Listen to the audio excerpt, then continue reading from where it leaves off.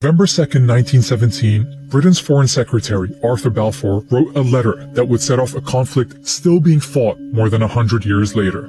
His Majesty's government objected. When Balfour wrote of his government's intent to create a Jewish homeland in Palestine, 90% of the people living there were not Jewish. Just 31 years later, most of them were gone. כמה אתה חושב אנשים הרגת ככה? לא ספרתי. אני לא יכול לדעת בחיי. היה לי מקלע עם 250 כדורים. This is the story of the British promise that led to the destruction of Palestine and the creation of the State of Israel.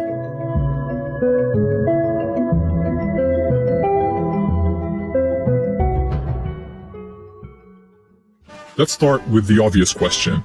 Why were the British making promises about other people's countries? The short answer, empire is one hell of a drug. This was World War I, and the British were making lots of promises. In addition to promising a Jewish homeland in Palestine, they promised Arab leaders independence if they rose up against Britain's enemy, the Ottoman Empire. The Arabs did. Hollywood even made a movie about it.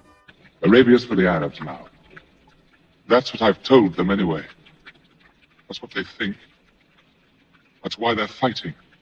Oh, surely. A month after Balfour's letter, British troops took Palestine, ending 400 years of Ottoman rule. The people who lived there were Arabs, mostly Muslims, but there were Christian and Jewish minorities too. There was also a tiny number of European Jews who in the late 1800s had started building small colonies there. At a time when many Jews were suffering horrific persecution in Europe, they felt Palestine could be an escape.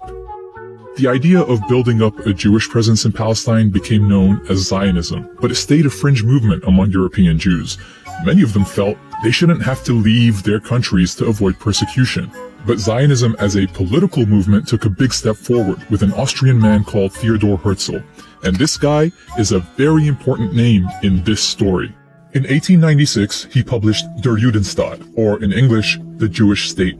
In it, he said the only way for Jews to avoid Europe's anti-Semitism was not just to leave, but to have their own country. And Herzl didn't just write. The next year, he organized a conference in Basel, Switzerland, the first Zionist Congress. The attendees agreed on a program to buy land there and recruiting representatives to advocate for their cause with different governments. A few days after the conference, Herzl wrote this in his diary. At Basel, I founded the Jewish state. In 5 years perhaps, and certainly in 50 years, everyone will perceive it. He was only off by 1 year.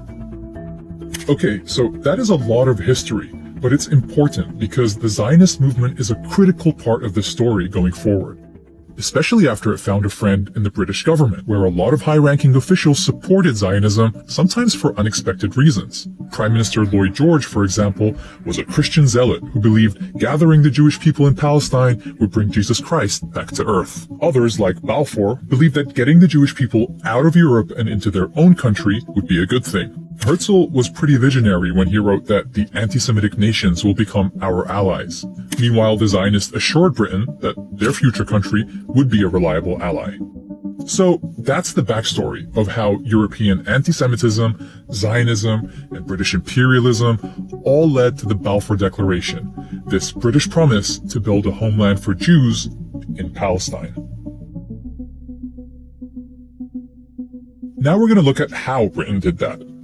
World War I had been a conflict between rival empires, and the winner set up the League of Nations to distribute the losing side's territories between them. They called it the Mandate System, putting territories once controlled by the Ottoman and German empires under the, quote, tutelage of advanced nations until they became independent. Britain was given the mandate over Palestine, but the Palestinian people were never asked what they wanted or what independence would look like to them. Listen to what Balfour wrote to one of his colleagues. For in Palestine, we do not propose even to go through the form of consulting the wishes of the present inhabitants of the country. Instead, it was the Zionists who were consulted about what their vision for Palestine was, and so the mandate ended up incorporating not just the Balfour Declaration, but several clauses requiring Britain to ensure the establishment of a Jewish home in Palestine. British rule was very accommodating to the Zionist project. The Jewish community in Palestine grew with big waves of immigration. They had their own schools and factories and even their own militia, the Haganah, and they were led by the Polish-born David Ben-Gurion, the leader of their representative body, the Jewish Agency. To the Palestinians, it was clear that Britain wasn't delivering them independence. It was delivering their country to other people. In 1936, they went on strike. British forces tried to break the strike with arrests, torture, mass punishment, and executions. Leaders were exiled, weapons confiscated, and houses blown up. Palestinian fighters attacked British and Jewish targets, while British and Haganah forces would carry out joint raids on Palestinian villages. Something had to change. The British government sent a commission called the Peel Commission to figure it out, but their proposed solution was typical. Just draw another British line on the map, divide the country, give this part to the Jews and this part to the Palestinians, and make that part of Transjordan next door. Oh, and because the Palestinians were a majority in the country, 250,000 of them would have to be removed by force to make the Jewish state viable. Remember, these were the proposals that were meant to calm things down. Spoiler, they didn't. Instead, the revolt continued until 1939, by which time about 10% of Palestine's adult male population had either been killed, injured, arrested, or exiled. The British government really needed a solution. So, here comes another report.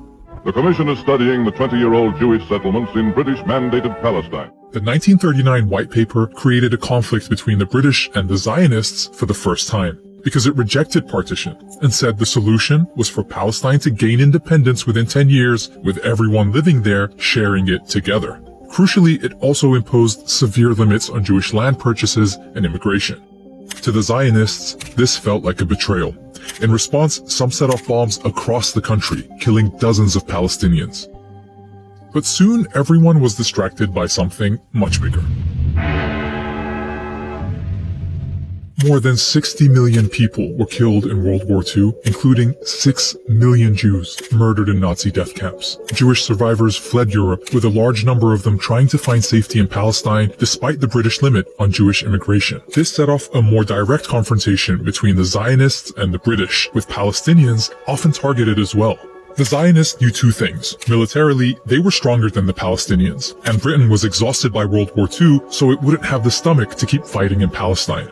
They were right. In 1947, after 30 years of occupation, Britain announced it was quitting Palestine and asked the newly formed United Nations to clean up its mess. Alright, 1947 and 1948 are the most pivotal years in this story, so let's take a look at how things are lining up. During British rule, Jews had gone from 10% to 30% of the population, and owned about 6% of the land. Under Ben-Gurion's leadership, the Jewish Agency was pretty much functioning as a government for the Jewish community. And the Zionist militias had tens of thousands of soldiers, modern weapons, and officers who'd already fought in World War II. On the other side, the Palestinians hadn't been allowed to develop their own administration or military.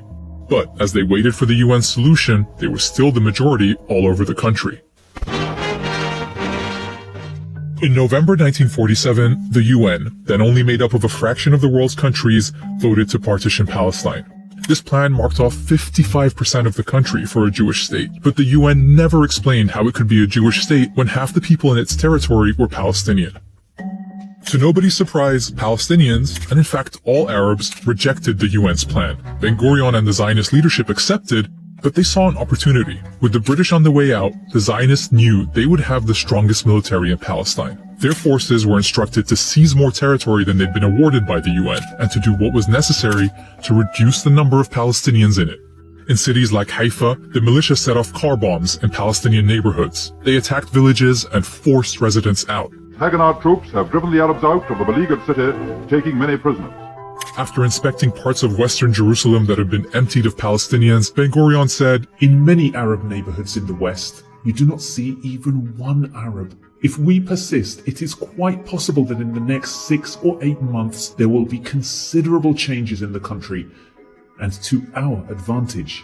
One of the events that helped speed up these changes took place on April 9th, 1948, when the village of Deir Yassin was attacked. A British government report to the United Nations describes the scene. 250 people were killed in circumstances of great savagery. Women and children were stripped, lined up, photographed, and then slaughtered by automatic firing. The story of what happened at Deir Yassin set off panic all over the country. As news spread, people fled, fearing they would be next. Historians have recorded dozens of similar massacres during this period. Each time, they would result in entire communities fleeing. תמיד הייתה הוראה, והייתה הוראה של בן גוריון, לגרש את האנשים משם. כבשנו את המקום, טרקטורים חרשו את המקום. חרשו. לא נשאר זכר שכבר. למה? לא רצו שתהיה, לא חזרה ולא זכר של המקום. By the time Britain ended its mandate on May 15, 1948, 250,000 Palestinians had fled. The night before, David Ben-Gurion announced the founding of the State of Israel, with himself as its first prime minister. He was standing under a giant portrait of Herzl, 51 years after Herzl had predicted this very moment. The Zionist militias came together as the newly formed Israel Defense Forces, but the fighting wasn't over. With the British out of the way, soldiers from several Arab countries entered Palestine, but the Israeli army was better equipped, better organized, and unlike the Arab armies, had a unified command and backing from several European countries. Israeli forces pushed into places that the UN had assigned to the Palestinian state, like the towns of Lidda and Ramle. 50,000 people were forced to flee from there, many on foot, in what became known as the Lidda Death March. After being emptied, the towns were given Hebrew names, Lod and Ramla. Like in many other empty towns, the buildings and homes were taken over by the new Israeli state and given to Jews. By the time the UN secured an armistice, 3/4 of the Palestinian people had become refugees. In Arabic, they call this the Nakba, literally the catastrophe. The new state of Israel made up 78% of what had been Palestine. The remaining parts were annexed by Jordan or taken over by Egypt. A year later, the UN passed a resolution calling for all Palestinian refugees to be allowed to return home. They never have been. Palestine had been erased. In the decades since, attempts to resolve this conflict have again tried to partition the land. With each successive attempt, the territory offered to Palestinians in their historic homeland shrinks even more. Ironically, Israel is still struggling to maintain the population advantage it gained in 1948 when it forced all those people out, because in 1967, it occupied the West Bank and Gaza, bringing all the Palestinians living there under its rule. And so today, the population of Jews and non-Jews in this land is roughly equal. But those living under occupation have no rights, no citizenship, and no prospect of independence. The Nakba-era tactics of settlement, home demolitions, and expulsion are still used against them. Nakba, Nakba, no! We want Nakba, Nakba, no! Israel has taken the land but wants nothing to do with the millions under its rule. International, Israeli, and Palestinian human rights groups say this system is a form of apartheid.